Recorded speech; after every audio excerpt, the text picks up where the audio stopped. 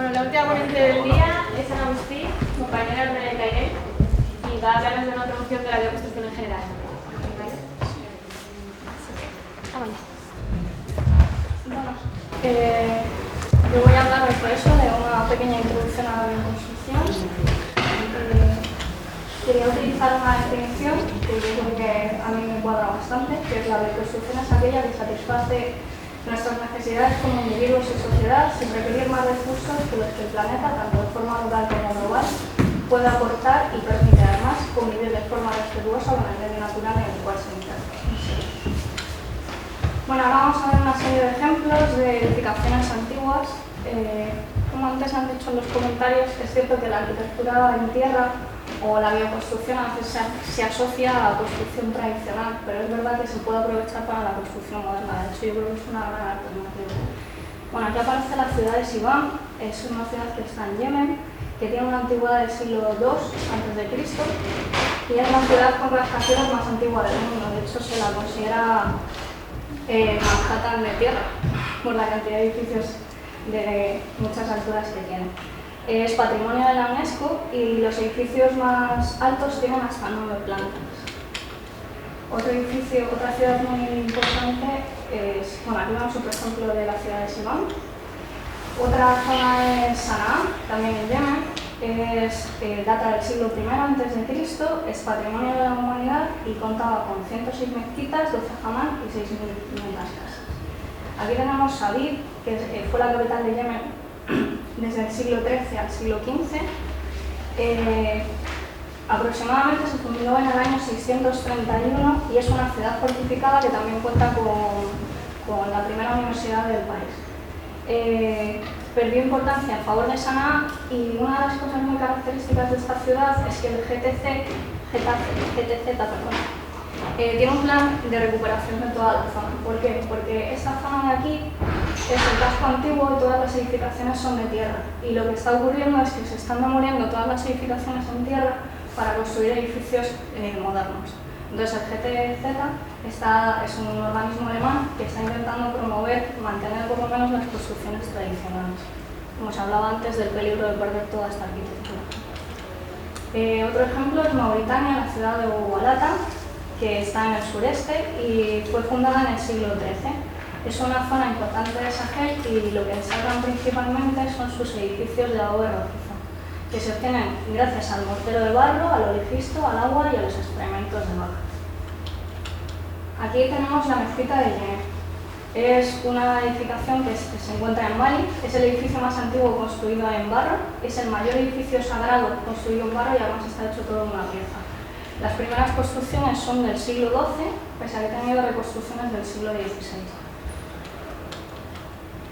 Esto no es construcción con tierra, como podéis ver, es construcción con caña. Esto se llama muzid y pertenecen a la etnia Madam, que son los árabes de los pantanos del sur de Irak. La forma de construir es que ellos recolectan las cañas en la zona donde viven y las van pretensando, las van tensando. Las atan y posteriormente las curvan y actúan como estructuras pretensadas en caña y dejan espacios al aire para que pueda discurrir el aire. Normalmente estos espacios son comunitarios. Bueno, después tenemos las tipologías constructivas. Hay varias, yo voy a hablar de estas. Por un lado separado tierra y fibras. En la tierra tenemos el adobe, el bloque de tierra comprimida, que ya habéis visto algo hasta ahora, el tapial, que también, el COP y el superadobe. Y luego fibras, balas de paja y varilla. Bueno, la tierra. Tal y como se aprecia en el gráfico, la tierra está compuesta por arcilla, limo y grava, con una proporción pequeña de otras sustancias. Tiene como aglutinante el agua y como se ve aquí, pues dependiendo de la cantidad de agua que tiene, obtenemos diferentes tipos de construcción, desde el tapial, que es lo más seco, el BTC, el bareque, el adobe y por último una mezcla de tierra y paja. Dependiendo del tipo de construcción que vayamos a hacer, será necesario un contenido de agua determinado. Esto se denomina contenido óptimo de agua y hay un ensayo característico que es el ensayo Proctor. Aunque el agua actúe sobre la expansión y retracción del barro, esto no produce una desventaja de los elementos al aire libre, ya que la humedad ambiental no produce modificaciones. Sí que produce modificaciones la cantidad de arcilla, así como la disposición de los limos y la arena, pero son factores que se pueden controlar en la construcción. En los elementos a la intemperie siempre tenemos que intentar protegerlos. Colocaremos aleros de entre medio metro y 1 metro y zócalos. En el caso del tapial no es necesario revocado posterior, aunque sí protección. Entonces, cuanto mayor es la porosidad, mayor es la difusión o pérdida de vapor de agua, y por lo tanto, menor la posibilidad de que se congele. Los elementos de tierra están muy expuestos al agua de lluvia, y entonces hay un ensayo que es resistencia al agua de lluvia. Se hicieron ensayos en la Universidad de Kassel que demostraron que los ladrillos extruidos con máquinas tienen menor resistencia que los adobes hechos a mano con mayor cantidad de tierra, de arena. Y estos son más resistentes a las heladas. Los materiales como el barro con alta capilaridad son ventajosos en el caso de condensaciones, porque muchas veces en edificación lo que encontramos son problemas de condensaciones puntuales por zonas frías. Con la tierra eso no ocurre porque permite la difusión del vapor de agua y no se producen condensaciones. El secado se produce cuando el barro húmedo alcanza su equilibrio de humedad y depende de la humedad relativa. Normalmente el secado puede situarse entre 7 y 30 días, pero siempre va a depender del medio. La tierra no actúa realmente como un elemento aislante, no tiene la capacidad de aislamiento térmico, pero lo que realmente hace es estabilizar las temperaturas, y eso está relacionado con el confort térmico, y posee mucha inercia térmica. La normativa es bastante restrictiva y a veces incluso inexistente. Y si por ejemplo nos fijamos en la norma DIN 18954 alemana, nos dice que la resistencia admisible a compresión está entre 13 y 5 kilos por centímetro cuadrado, con un factor de seguridad de 7, es muchísimo. En ensayos que se han hecho se ha demostrado que pueden llegar a resistir hasta 66 kilos por centímetro cuadrado, o sea que está muy valorado.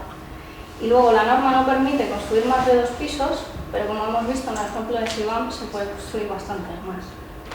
Entonces vamos al ejemplo concreto del adobe, así una explicación básica. Una construcción de adobe sería una zapata que podríamos hacer de piedra, de hormigón o de lo que fuera.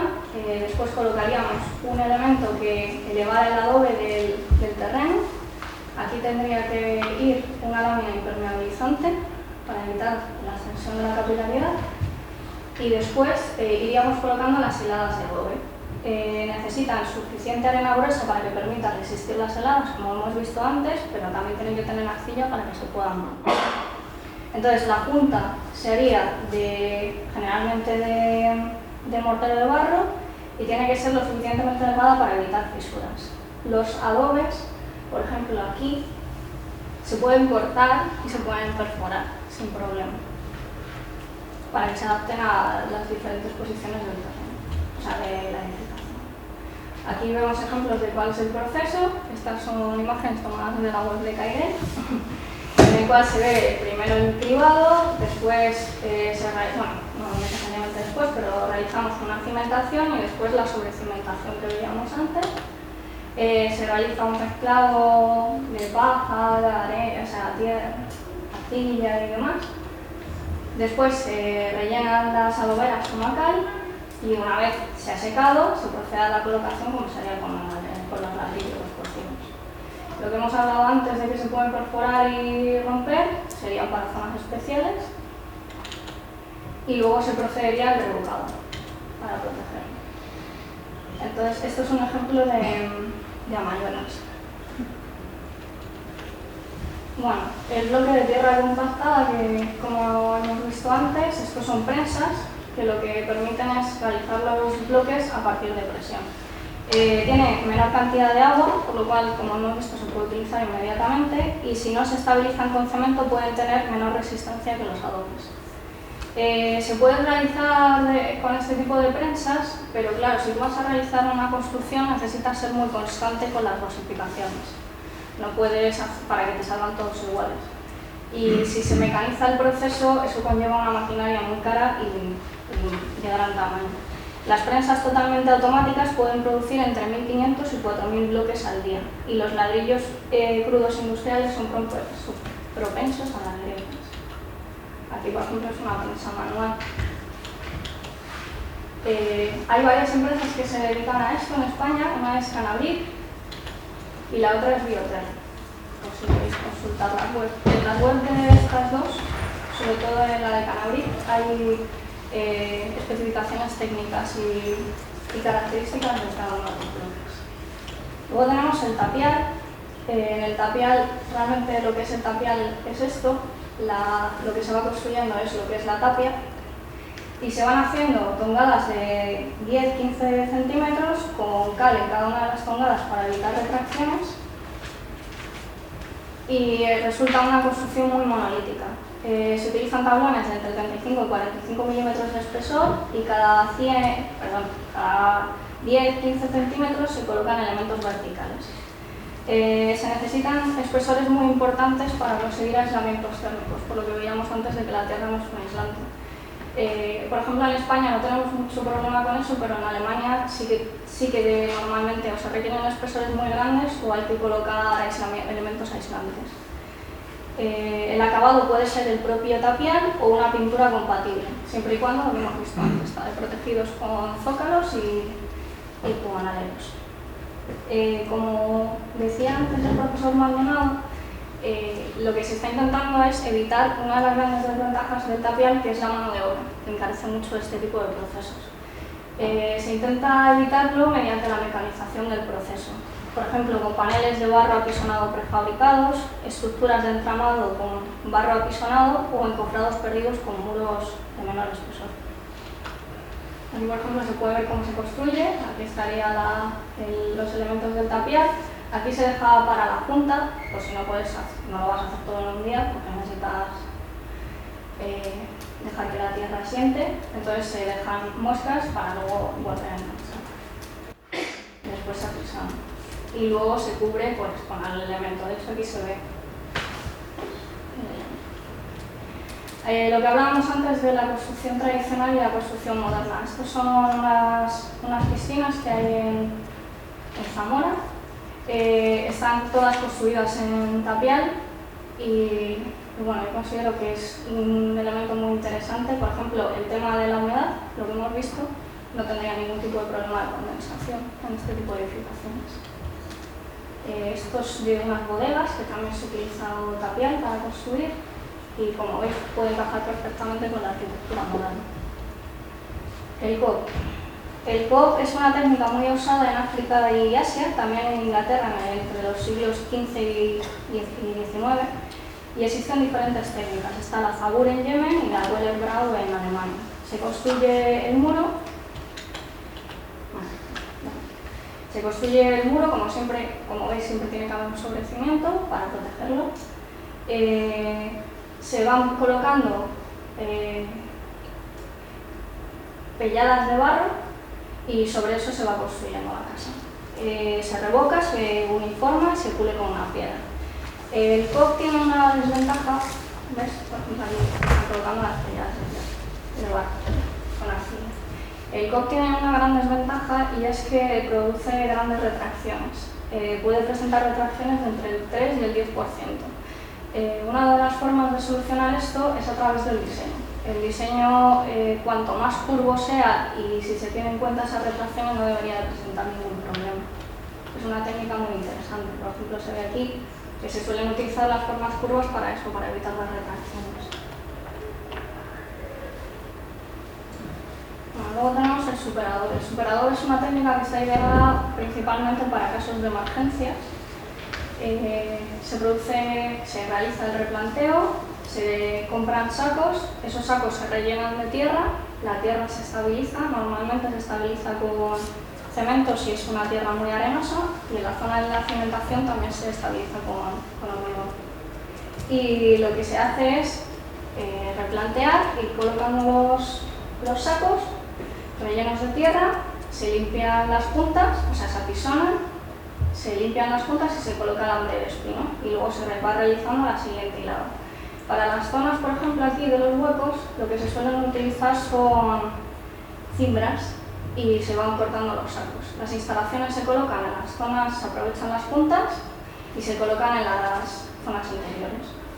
Y el primer edificio español legal fue el restaurante San Cebrián de Campos, porque hay que decir que la arquitectura, la bioconstrucción muchas veces está asociada a procesos legales de construcción, y eso muchas veces es debido a que no existen técnicos que lo sepan hacer, que no hay empresas que se dediquen a ello, mucho desconocimiento, y que la normativa es tanto restrictiva como que no tiene en cuenta las características de cada uno de los lugares donde se pueda construir. Entonces, por desgracia, se construye muchas veces de forma ilegal, pudiendo ser una técnica que se podría utilizar y que podría generar mucho mercado. Este es el restaurante de... No, este no. No, esto es una edificación. Bueno, luego tenemos las balas de paja. La construcción es parecida, hay varias técnicas de construcción con balas de paja. En este caso, este ejemplo es que hay una estructura de madera que es la estructura sustentante, pero podría ser que las propias balas de paja actuaran como estructura cortante. Como siempre, cimiento, sobre cimiento, lámina aislante. Aquí habría unas esferas que conectarían con los pilares de madera y con el resto de la estructura de madera, y luego se irían rellenando las balas de paja. Las balas de paja se pueden cortar para poder encajarla en los espacios que correspondan y producen un gran aislamiento térmico. Es incombustible, es una de las cosas que a la gente le preocupa, pero no quema, y es barata. Y es una técnica muy antigua que ahora mismo hay muchos ejemplos en América del Norte, porque se trasladó de Europa a América del Norte. Por ejemplo, aquí vemos ejemplos. Aquí hay este sobrecimiento, está hecho con tono azul. Aquí se ve la estructura de madera, el relleno de las balas de paja, y esta, por ejemplo, sería sin estructura de madera, sería autocortante. De hecho, tiene un sobrecimiento hecho con neumático de reciclaje. Aquí se ve la casa de balas de paja en construcción y aquí terminada. Bueno, luego tenemos el bareque, que es un sistema característico de climas tropicales, subtropicales y cálidos de todo el mundo. Es probablemente más antiguo que el adobe y el tapial y es una técnica muy flexible, por lo tanto es algo muy bueno para las zonas de sismo. Por eso en las zonas tropicales que se producen muchos terremotos es bastante adecuado. La construcción sismo resistente se produce dependiendo del diseño, no tanto de los materiales, pero el bareque, al ser una técnica muy flexible, permite que los daños sean menores. Siempre se deben colocar aleros, techos ligeros y homogéneos, y las zapatas son 1,5 veces el espesor del muro. Los elementos verticales suelen ser troncos de árboles, en este caso están escuadrados, mientras que los horizontales suelen ser bambú, caña brava o carrizo, serían estos de aquí, rellenos de tierra. Debe ejecutarse muy bien el revoco porque, como se construyen en zonas tropicales, si hay grietas, los animales pueden anidar y hay una enfermedad relacionada con esto, que es el mal de Chagas, pero siempre y cuando no se realice el mantenimiento adecuado, no porque tengan ningún tipo de problema en la construcción. Aquí, por ejemplo, se puede ver, esto es el sistema tradicional con los troncos cortados y esta sería una imagen de la construcción tradicional. Aquí podemos ver, por ejemplo, que se mezclan técnicas. La bioconstrucción se puede mezclar, no tiene por qué ser una casa únicamente de adobe o únicamente de tapial, sino que es muy dinámica y se pueden mezclar diferentes tipos. Aquí se mezcla el superadobe con el bareque. Estos son construcciones modernas hechas con bareque. Es muy interesante el ejemplo de Brasil porque el CPT en Brasil desarrolló un sistema de elementos prefabricados que se rellenaban posteriormente con balas de barro. Entonces, el CPT lo que se dedicó en Brasil fue a recuperar las viviendas tradicionales de la gente, de los indígenas de Brasil, y lo que hacían era retornar a la gente al tipo de edificación que estaba acostumbrada a utilizar, pero dándole cierto carácter de dignidad, porque, por ejemplo, como se puede ver aquí, las casas a veces tenían unas condiciones muy pobres. Sin embargo, con esto se consiguió crear una industria, no se tuvo que desplazar a la gente y la gente pudo vivir como siempre había vivido, sin generarles ningún problema. De hecho, basándose en las técnicas utilizadas por los habitantes de la Joya de Cerén en El Salvador, varios arquitectos han creado el sistema bareque-cerén, que consiste en la eliminación de la madera y la utilización solo de las cañas para evitar la desertización, que es un problema relacionado con el uso excesivo de la madera. Luego tenemos el apartado de instalaciones. Vamos a ver el sanitario seco, la gloria y los sistemas de refrigeración en bioconstrucción. El sanitario seco es un sistema de sanitario que no requiere agua, que evita la contaminación, produce abono y fertilizantes, no desprende olores y se utilizan mezclas para cubrir como serrín, hierba o corteza. Se utiliza la taza en esta zona. Cuando esto está lleno, se cambia la taza de sitio, se ubica en el otro lado. Aquí hay un tubo de respiración que evita cualquier tipo de olor. Esto se cierra y se produce el abono natural. De forma que no existe un gran problema. Con esto se evita un gran problema, que es la contaminación de las aguas por los vertidos residuales. Aquí tenemos otro ejemplo. De todas formas, hay manuales en los que te enseñan perfectamente a construir este tipo de sanitarios con los materiales para que hagas el cálculo. O sea, puedes encontrar cualquier tipo de información relativa a esto, para autoconstrucción, por ejemplo. Luego la gloria. La gloria procede del hipocausto romano, es el sistema de calefacción de las termas romanas y básicamente es una zona en la que se prende un combustible, pues madera, hojas, lo que te sobre, y el calor se va dispersando a lo largo de conductos que hay por debajo de la casa. Sería como un primitivo sistema radiante de calefacción. Las casas que salían antes de Amayuelas tienen glorias. Bueno, por otro lado tenemos los sistemas de refrigeración. Aquí tenemos la torre de viento. La torre de viento es un dispositivo arquitectónico tradicional de culturas de climas muy secos.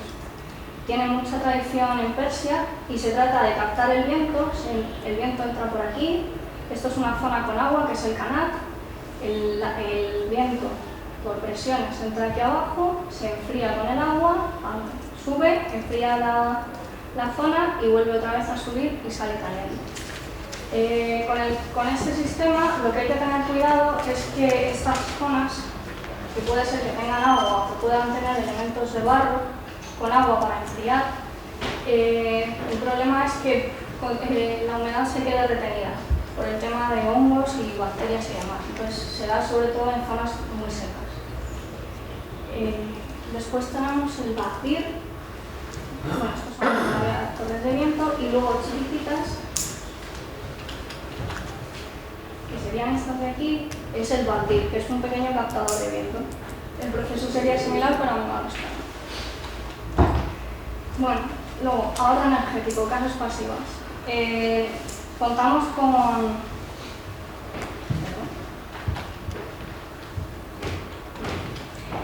estrategias de invierno. Aquí vamos a ver diferentes estrategias de las casas pasivas para tanto invierno como para verano, porque es tan importante con qué material se construye como la forma en que se construye y el diseño que se hace.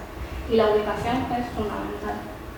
Entonces, supongo que todo esto lo conocéis: sistemas de captación pasiva, la ganancia directa, el muro de acumulación no ventilado, el muro de acumulación ventilado, el invernadero adosado para la captación de calor, captación solar y acumulación de calor y el techo de acumulación. Son diferentes técnicas de captación pasiva. El muro trombe, que también supongo que lo conocéis todos, es otro sistema. Aquí cómo funciona. Bueno, básicamente es el ingreso de aire caliente a la vivienda en invierno, entrada de aire caliente, o sea, ventilación de la vivienda, ventilación forzada en verano para perder el aire caliente y el cierre del muro trombe para que no interactúe con el exterior. Calefacción solar activa, pues a través de placas solares. Protección solar, las protecciones solares son muy importantes. Tenemos los protectores solares de este tipo, los interiores, la protección parcial con vegetación, que es fundamental, la protección mediante la vegetación exterior. Y luego, lo que veíamos antes, la refrigeración por alta masa térmica. Aquí, como vemos, es un tapial, por eso os decía que creo que tiene muchas posibilidades arquitectónicamente hablando, en cuanto a diseño y demás. Y lo que podemos ver, por ejemplo, en esta imagen es que como el tapial son tongadas, tú puedes hacer tongadas de diferentes tonalidades. y jugar con eso. Luego, refrigeración por evaporación, que es muy similar a las torres de viento. Entonces, aquí lo que se utiliza es un caño de barro, un cuerpo de barro con agua. Entonces, entra el viento, se enfría en el barro, baja, enfría las estancias y vuelve a subir por presiones. Esto también se produce cuando tenemos plantas. Sería enfriación evaporativa. Y por cada gramo de agua que se evapora se reduce la temperatura del aire en torno a 2,2 grados. Por ejemplo, esto es una técnica utilizada tradicionalmente en los albañiles de Fermoselle y es también el pozo zamorano. Y bueno, por último, la bioconstrucción como herramienta para la cooperación al desarrollo. Esto es un manual del CRATER, que ya os han hablado de él. Lo que nos dice es que el GTZ, por ejemplo, dependiente del gobierno alemán, utiliza planes para implementar técnicas de bioconstrucción en países del tercer mundo, como hemos visto antes en el caso de Sama. Aquí, por ejemplo, tenemos diferentes variedades. Esto es un manual sacado de la ONU, que tiene proyectos de implementación de proyectos de bioconstrucción en países del tercer mundo. Y las diferentes evoluciones, desde el adobe al bloque de tierra compactada a un bloque de tierra compactada más concreto y más específico para una obra que tenía ahí. En cuanto a la bioconstrucción, como aparece en este gráfico, la bioconstrucción puede entrar dentro de factores como, por ejemplo, económico. Puede ser un factor de recuperación económica de una zona. Medioambiental, por supuesto, porque uno de los grandes problemas que existen hoy en día en la construcción es la gestión de residuos. Con el caso de la bioconstrucción, eso se minimiza totalmente. También el uso excesivo de materiales también se reduce. Se crean economías locales, el medio ambiente se ve menos perjudicado, existe menor contaminación. Es fácil de enseñar y permite a la gente crear sus propias viviendas y crear su propio modo de vida. Tiene funciones estéticas porque es un material es un tipo de construcción muy versátil que puede utilizarse de muchas maneras. Es fácil estructuralmente, o permite obras fáciles estructurales y reduce problemas que están típicamente asociados a la construcción más moderna. O, por ejemplo, sale aquí el problema de los morteros y su degradación, la deforestación, la contaminación de las aguas, como hemos visto antes, etc. Aquí vemos varios ejemplos de proyectos de la ONU. UNHABITAT y el GET, dependientes de la ONU, promueven la adopción de sistemas constructivos de gran calidad y salud ambiental en el este de África. Por ejemplo, trabajan en Uganda, Darfur, este del Congo y Somalia. Esto es un ejemplo de las escuelas en el norte de Uganda y aquí tenemos un ejemplo de una escuela primaria en Ghana. De todas formas, como veíamos antes, no hay que asociar solo la bioconstrucción a la recuperación de países en vías de desarrollo, sino también recuperar esas técnicas en nuestros propios países, por la cantidad de ventajas que tienen.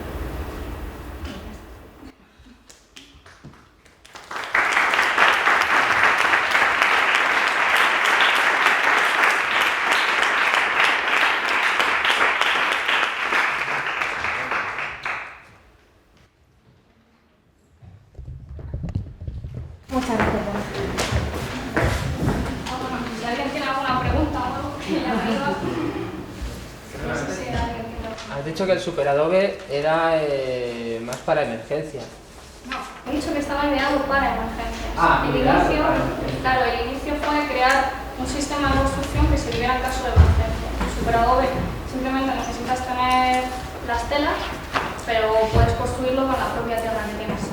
Entonces, como es un sistema que arquitectónicamente es bastante fácil porque se realizan a través de cúpulas, es fácil que la gente pueda construir más viviendas. Pero no es que esté solo pensado para eso, sino que fue una solución en ese caso. Bueno, no sé si ¿Más preguntas? Bueno, pues nada, muchas gracias por venir y nada, recordaros que mañana continúa y la semana que viene también con más ponencias. Las tenéis ahí, ¿vale? Muchas gracias.